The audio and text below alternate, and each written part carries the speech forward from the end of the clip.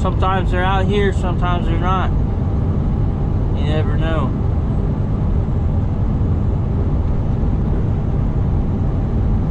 I've killed one deer with an 18-wheeler so far. And there was no possible way for me to basically prevent the death of that animal. And that's the hardest thing for me, because I'm a big animal person, man. I don't like wasting life and stuff like that. It was a baby deer. I was coming down I-45 towards Houston, and I was around the Madisonville area. There was a FedEx truck in the slow lane, and I got in the left lane to pass them. I was doing 70 because that truck was governed at 70, unlike this one, which is 65. And there's a bunch of tall grass in the median, and there was a baby deer in there eating grass, which you couldn't tell because the grass was so tall. And the deer just walked out right in front of me. And there's a lot of heavy traffic behind me. Now what they tell you to do is to don't slow down and hit the gas pedal and speed up. Well, if your truck's governed at 70 and you're doing 70, you ain't hitting the gas pedal to speed up. And so yeah, I had quite a little bit of space behind me, so I actually slowed down because I was trying to like, I don't know, I just didn't want to hit it doing 70. So I dropped down to 65 and didn't realize that it was fucked either way, because there was so much traffic around on the right of me that there was no way to get over. And so I just, you know, I didn't swerve or move the steering wheel, just straight on smacked them and hit them. And it was actually not even facing the truck. Like, it walked out and started facing forward, so it didn't even see it was about to die.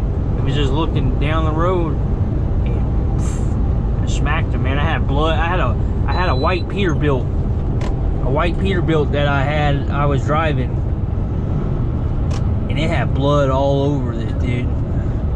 Blood and guts. It cracked some of the plastic. The plastic speed limit's 40 now. That's another thing, you always want to read the signs, because they tell you stuff like, you know, that's something they teach you as a truck driver. If you guys are thinking about becoming truck drivers, or they tell you to read all the signs all the time. That's a good practice to get into.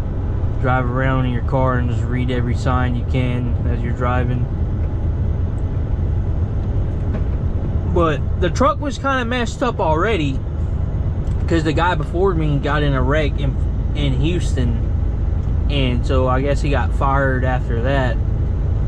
And so he broke the whole right side of the truck, the front bumper and all that stuff. And that's exactly where the deer was basically at, like in the middle part of it though. And so it just broke a little bit more of the plastic that wasn't already broken, and it just got blood everywhere. But it was a little baby deer, and it was spotted. And yeah, man, it sucked, but it died. Bambi died. I'm a Bambi killer, man. That was the first deer I killed, man. Matter of fact. And I go hunting too. Well, I just recently started hunting this past year. And man, dude, you should have seen the buck that I almost got. That sucker was huge. That sucker was big.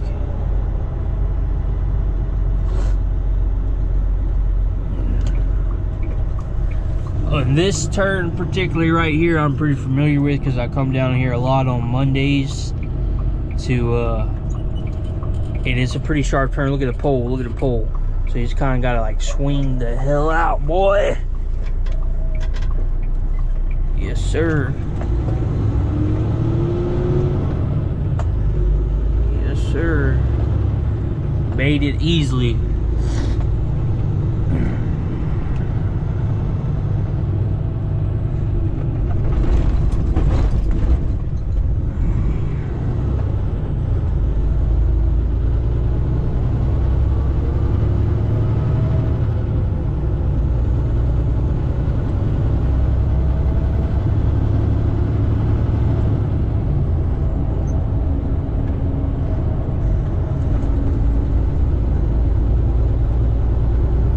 You know, the whole goal is, to me, is they always want you to be on time. That's what they preach. Be on time, be on time. Most of the time, I've been on time, dude. You know, I made an error because one time since I started this position, because I was used to doing local driving for a long time in Texas, and now I go out of state, and I forgot how the 8-2 split worked because I didn't really have to use that as a local driver, and I had tried to wake up early in the morning and try to 8-2 split, and I drove like one minute in my clock. It was like, you keep driving, you're gonna get a DOT violation. But we got these old Qualcomms, and it said I had 3 hours or whatever to drive, which that was enough to get me to where I needed to go because I was real close to it. And apparently that thing didn't know how many hours I had to drive. And so the thing I forgot about the 8-2 split, you had to stop early the day before, and you have to have drive time from yesterday in order to do the 8-2 split. Well, I drove my whole entire clock out, and that's what a guy told me from the log department. That's why I couldn't have done the 8-2 split. But the damn computer on here said I had 3 hours of drive time. So that's why I moved. But I didn't really get any trouble. It just, you know, I just went back into the sleeper berth, and, you know, after my time, I think it was like 3 more hours or whatever, then I was able to drive again. I called them and make sure, but you know, and that's the only time I ever went over the clock, matter of fact. But yeah, I don't try to be in a hurry, man. I'm never in a rush. Even when I'm late, I don't care about being late. The company may not like it. I don't give a shit about the company though. My job is to get everywhere safely. That's the #1 priority in my eyes. If they don't like it, kick rocks, man. I'll find some other place that values safety more than being on time. But most of it, like I said, I'm always on time. I've only been late one time. But because when you get in a rush, man, to do things, you start making mistakes, dude. You're focused on, oh man, I'm running behind. Like right now, I woke up at 4:45. I was trying to leave at 5. I left at 5:20. So I'm about 20 minutes behind my schedule that I planned out for myself. But, and I'm still not in no hurry, really. I'll just get there safely, man. That's the whole goal.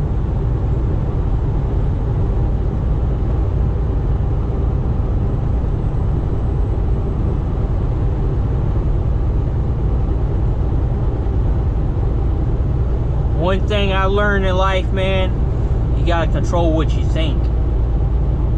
And a lot of people will try to influence that in life, negatively and positively. And that's something you have to learn over time, what to listen to and what not to listen to. And you always got to keep a good mentality about things, because they're always preaching about being on time and stuff, man. But I would rather be late and get chewed out, or, you know, get them pissed off or whatever, than to be in a rush and be early and then have a wreck, or you know, make a mistake, a real major mistake, and then something bad happen, you know, like an accident or what.